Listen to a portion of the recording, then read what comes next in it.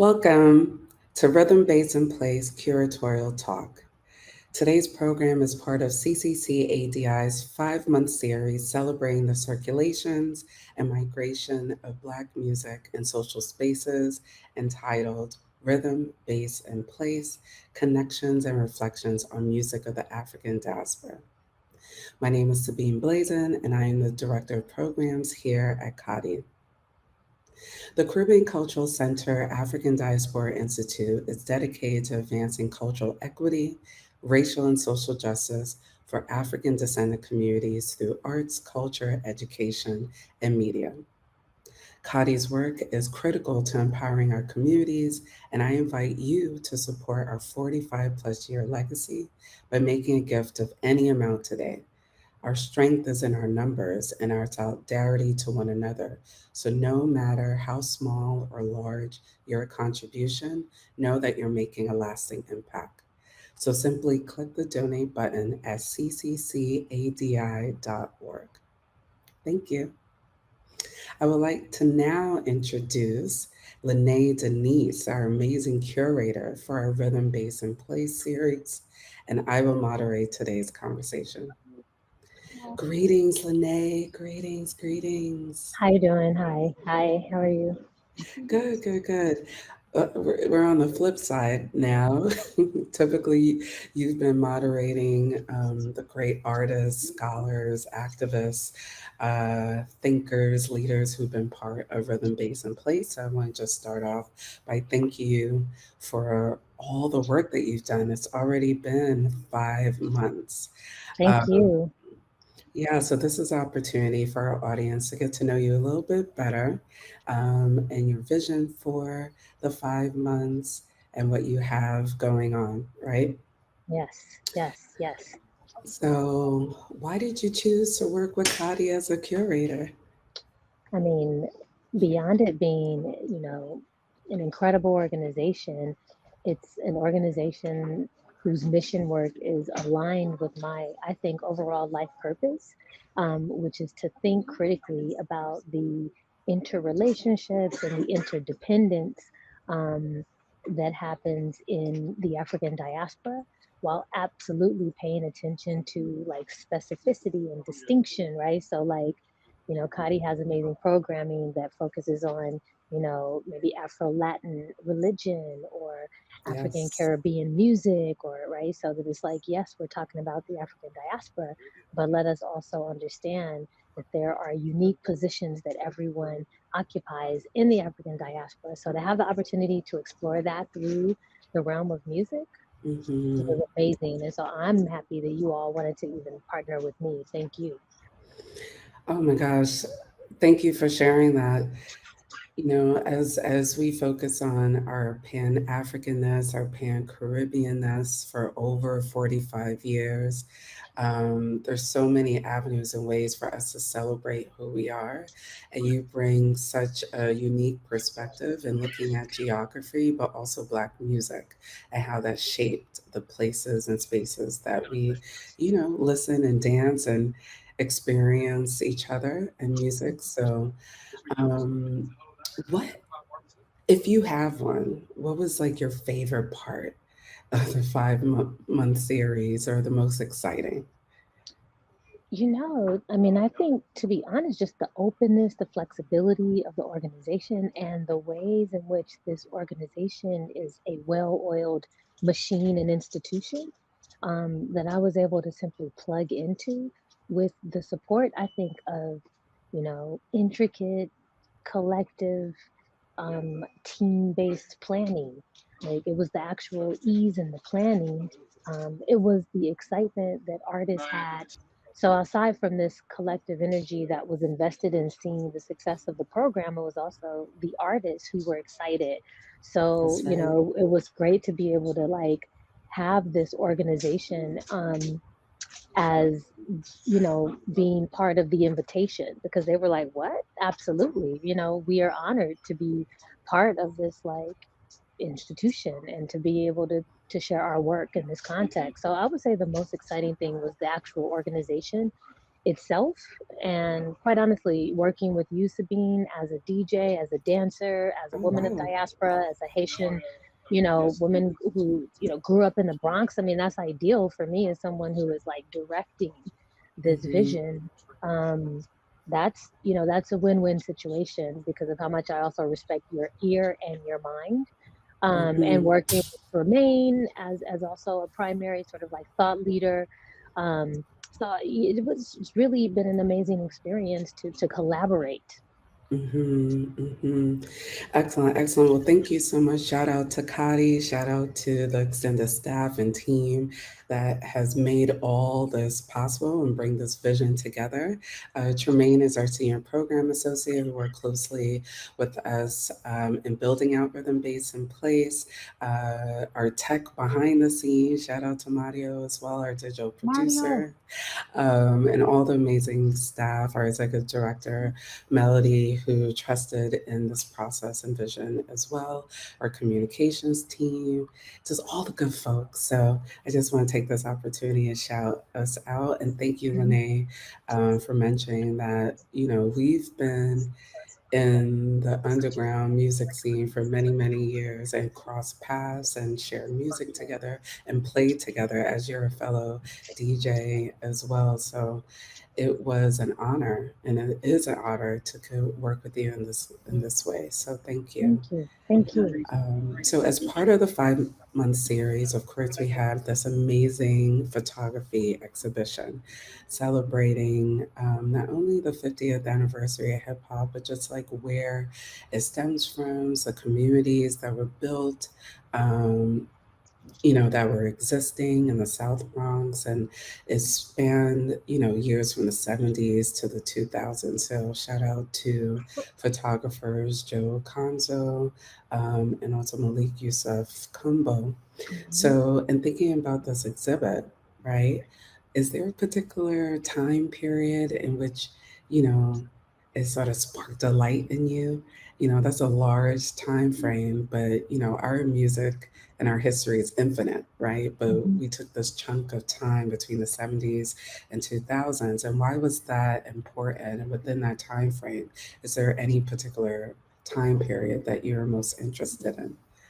Yeah, definitely. So it was helpful to know that Joe Conzo Jr., for example, is a house head, and that he is That's someone right. who like that was an amazing entry point because he is a house head who is known for his sort of hip hop photography to some degree. I wouldn't say hip hop photography, but to his sort of tracing and tracking and documenting of the emergence of hip hop culture in the Bronx in Yes. particular. But what I was super excited about is yes, like his focus on the DJ in the early 70s was amazing, but also his focus on the ways in which community helps to shape genre, right? So the way that Hmm. he captured not just, the men on the turntables and at the mic, but also children and the role that they played, and Yes.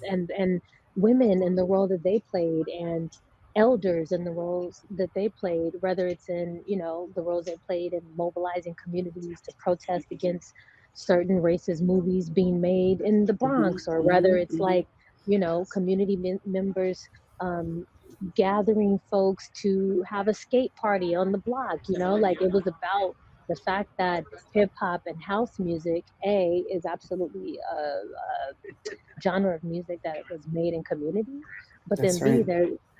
that there are these other genres of music, right? Salsa, merengue, Yes. disco, Yes. house music, right? That's also born from the time period. So technically, we could say that this is also the 50th anniversary of disco. And then I actually do appreciate Malik Gumbo's like, portraiture work, and that we can have a different relationship with, say, for example, Mary J. Blige's face because of the intimate connection that he Exactly. offers us through his 101 90s kind of capturing of Black music, focused, definitely mainly on New York, although we have other other people and artists like Jessica Care from Detroit. So it was just Incredible. great. Right? It was just a great, it literally, the exhibition is literally rhythm, bass, and place. It is about the Bronx. It's about Brooklyn. It's about Detroit. It's about Jamaica.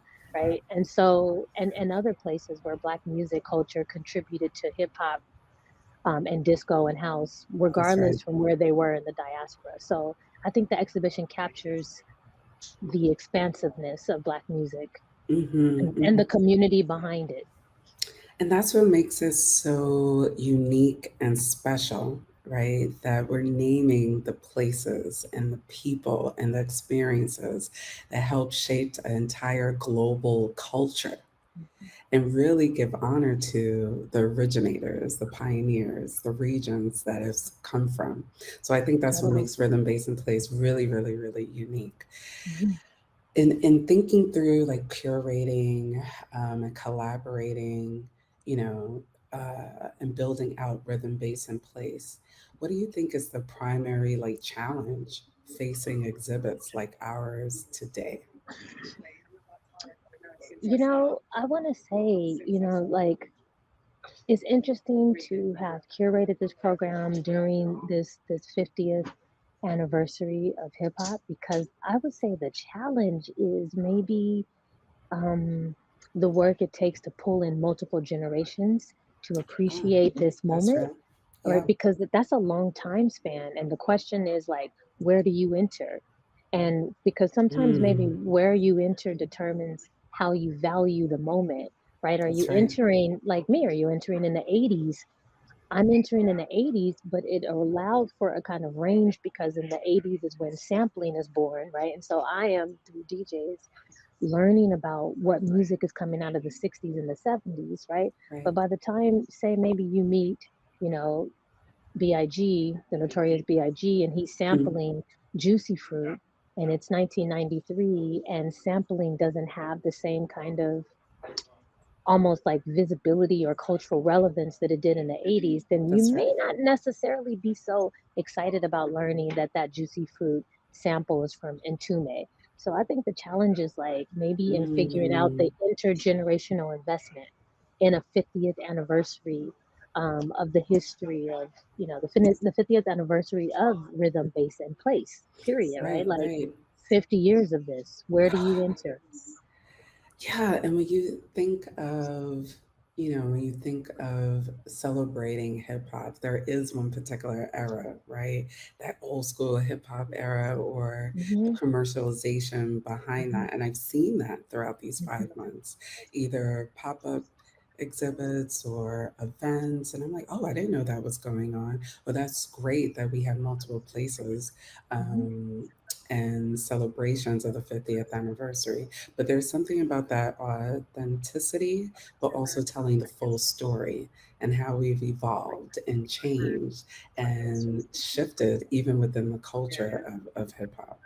Mhm, Um, mhm, mhm, so tell us a little bit about your current studies, right? mhm, And how it helped shaped rhythm based in place and thinking about your curatorial statement, the exhibit statement, et cetera, and the work that went into this. Because of course this is a brainchild that's been, I want to say gestating, but percolating for quite some time. And we've reached this point, and I'm sure that it's going to grow and expand. But how has your current studies helped shape rhythm based in place? Yeah, I mean, I love the word gestation, like I think that's the accurate term Right? to think about. Yeah, to think about this, conception to birth process. That's right. And where I am in that timeline, I think what makes it maybe a little Afro-futuristic is that I move in different places, right? It's not a linear Talk sort about of rhythm based in conception, place. right? Literally, I'm like, I'm moving from, right? Like yeah, I started with the question about the 80s, and here I am in Jamaica looking in the archives to find out what happened here in 1974, right? Like, That's right. so it's the crisscrossing and the migratory routes and the music migration that is at the core of my research. So currently, I am wrapping up my second year as a PhD student at Goldsmiths University of London. Yes. It's really great. It's an institution that has given me so much respect and freedom for the body of work that I brought to the Department of Visual Culture, but also has humbled the hell out of me in terms of like thinking with theory, thinking about base culture beyond my sort of level of comfort, being Right. forced to think about the creation of this music under the duress of the sort of rise of neoliberalism Hmm. and the massive sort of decade of resistance against the apartheid movement in the 80s, and Mm. these Black British riots that were happening in the 80s, and so, and AIDS and crack and mass incarceration. And so my Right. work looks at how Black folks, beyond these intense social conditions, created some of the most important electronic music globally, right? Hmm. This Louis Chude Soke refers to it as this kind of technology obsessed, sort of like brilliant output that happened, you know, in Jamaica through dancehall, in the UK through like garage and drum and Mm. bass, jungle, and South I Africa love through. that brilliant output. Yes. Yeah, and so and then what it looks like in the States, where it's like regional rhythms, Detroit techno, Chicago house, New York disco, LA freestyle, right? And it's like, what can we learn? My question for my research is like, what can we learn when we drop the needle on these cities? Mm. And what can we learn when we're listening for more than just the music? What can we learn when we think about how like LA gangster rap is born out of, you know, this kind of response to the LAPD, Mhm, or right? mhm, So like that mhm, there are mhm. these specific social conditions that create the music but don't define it. The music isn't trauma informed, Wow. right? The music is a The kind of, music isn't trauma informed. no, the Yes. music is about a kind of cultural um, safety that's happening under the radar of white supremacy, right, Hmm. in these different places. And that there's a long history of us in the African diaspora of creating beautiful things under the radar, Right, right? right. Secret gatherings and bringing our drums and finding out ways to praise and finding out ways to dance and finding out ways to eat our food and to braid our hair. Hmm. And so Hmm. that's what my research looks like. It looks at like how we have excelled in the afterlife of slavery and colonialism. Yes, how we excelled. Oh, that is so powerful. And there's so much rich history, right, in our music, in our culture, that's hard to grasp within 5 months, right? Right. And what we've chosen and highlighted, hopefully, it's a glimpse into the expansiveness of who we are, because we're not a monolith, right? And we're Mhm. using it through the lens of music, of course. Mhm. And in thinking about that, what would you like to expand or continue or see in rhythm, bass, and plates, and how so? I love the word glimpse because glimpse is the allure. As a matter of fact, glimpse is the sample, right? And like, Love it. right, so like, Love it. and what we do as DJs is we chase samples to see where we That's land, right. and when we chase samples, we learn and we land in different places with different people, different sounds, and different ideas. What I would want to expand, if I am super honest, is a kind of opportunity for Black Americans in particular to pay closer attention to what is being created in the diaspora. And I think that takes a Mm, kind of, yeah, I think that takes a kind of discipline, because we are, as Black Americans, and I'm saying this as someone who lives between Amsterdam and London, as someone right. who is constantly visiting like South Africa and Jamaica, that like what I've learned is that we have a hyper presence globally, but I'm not sure that we when you think about the failure of public institutions, public schools, to kind of make sure that there is a diasporic friendly Mm, curriculum, mhm, that like mhm, we are sometimes caught up in the world of Black Americanness, that mhm, and have become a kind of representation of global Blackness.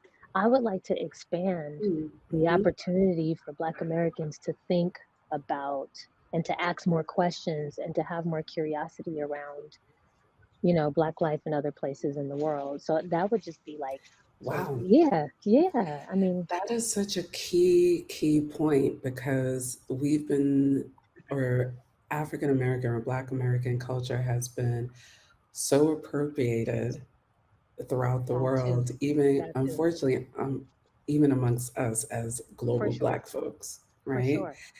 Hmm. And even in thinking about, movements, multiple movements, but just most recently, like thinking about Black Lives Matter, right? Is it just localized? Is it looking at our fullness within the diaspora? What does it mean to be pan Caribbean, in these geographical spaces, and how we're even silos amongst our islands, amongst our Hmm. regions? But there's a reason for that, right? That's historically embedded. But I Totally. love that challenge to all of our people to look beyond the boundaries of our geography, right? Totally. And why is it Totally. so important to preserve our history and share a multitude of stories of the African diaspora? So thank you so much for sharing that. And of course, that's a goal of programming and work that CCCADI has done for many, many years and continues to do. I love this idea of building upon that and also a curriculum, right? And thinking about Totally. the intergenerational piece and how Hmm. young folks could be part of this conversation and this growing Totally. of this work. So thank you for sharing that. Thank you Totally. for your brilliant output, for your Thank brilliant you. mind for rhythm, bass, and place. I wanted our community to get a sense of who you are. So what's next? What's next before we close out? I'm literally on my way to London to wrap up this second year and to do a radio show. And what's next? Congratulations. Thank you so much. But what's next is the excitement around like the ending events here, like the kind of like grand, what does Jay-Z say? Grand opening, grand closing of rhythm, bass, and place Yes, through this last event and through June period. How strategic we were about thinking about June being like a month to celebrate Black queer folks, to celebrate that's Black right. music, and That's right. to celebrate Black liberation. Juneteenth, That's Pride right. Month, Black Music Month. So this event, Caribbean Heritage the Month, all the Caribbean things. We're going to Heritage wrap Month. it up with a beautiful African diaspora Yeah. Yes. bow, right? Yes. Yes. And the party that will bring all of those sounds to life, Yes. featuring yourself, right? As well as the other DJs who are just, yeah, committed to bass and place and time traveling through the speakers. Yes, yes, yes. So we're going to take a musical journey. And for all those watching, save the date is June 24th from 1 p.m. to 6 p.m. We'll be in the Bronx, where it all started, talking about rhythm, bass, and place at the spot called Sankofa House. And even with the name, right, going back to where Amazing. you've come from and projecting the future, it all came together beautifully aligned. And we have our headliner, who's also a Bronx native, Hector Romero, who's a legendary DJ, producer, label owner. We also have DJ Sabor Sura, who also is currently elevating and creating events around house music in the Bronx and bringing it back to its source. So we're going to go through a journey of African diasporic music, house, disco, Latin, and this is our way of celebrating all the beautiful work that Lynnée has done, that the team has done, our community, how they've been involved throughout these 5 months. So I want to just thank you, thank you, thank you, Lynnée. And of course, I'll be DJing as well. And as Lynnée said, I'm originally from the Bronx. Shout out to Gun Hill. So yeah, I'll be bringing Oh my no, no, no, no. Oh no, we're not stopping there. We're my gonna my talk about my yes, okay, good. as we say, Haitians rock, Haitians rock. So yeah. Oh, I feel like you have a Yeah. question for me, Lynnée. Yeah, I was like, no, no, we're not. No, no, hold on. Like, we're gonna talk about this being a celebration of the work that you have done with Oya Sound, Yeah. as a Black woman DJ and educator and person who has been consistently tied to nonprofit work as well, to New York spiritual house music based community work. Right, like this is also a really incredible opportunity for the organization to celebrate them bringing you on into this new position because you are incredible and your work is incredible. In fact, you're a New York legend. And so Mm, keep it and putting Haiti in our mouths and on the map in ways that, you know, allow us to envision different narratives about what we think we know about Haiti, right? Like, and what That's we've right. learned about Haiti, right, through this trauma narrative. But no, right, you Mm, bring the life force of what Haiti is through your dance, through your education work, through the speakers, through the turntable. So thank you, Sabine. We love you. oh, thank you. I appreciate that. That, oh my gosh, that fills my heart because it's like all of the beautiful worlds, right, have come Yes. together, not only in Mhm. this series, but the work that's happening at CCCADI. And what Totally. is the best place, right? Because it brings in the spirituality, the technology, the Mhm. community, all of those great things, and the ability to also bring in my peoples, right, who are doing this Yes. incredible work and Yes. lifting and shining a light on Yeah. what you all are doing, right? Thank you. Yep. As Yep. being the Thank cultural you. bearers, preservers, etc. So it's Yeah. definitely full circle. So thank you for sharing that as well. No, thank Um, you. so yeah, so that concludes our interview. Shout outs to you again. Congratulations on your second Thank you. year of your Thank you. PhD program. We'll see more of Lynnée in collaboration with CCCADI. Where can people follow you? I can be found on Instagram at Lynnée Denise. The page is called DJ Scholarship. And also Twitter, DJ Scholarship, Lynnée Denise. That's Okay. my, and also my website, LynneeDenise.com. So Okay, thank you excellent, all. excellent. We'll share all the information. Well, safe travels Thank you so and much. thank you so much.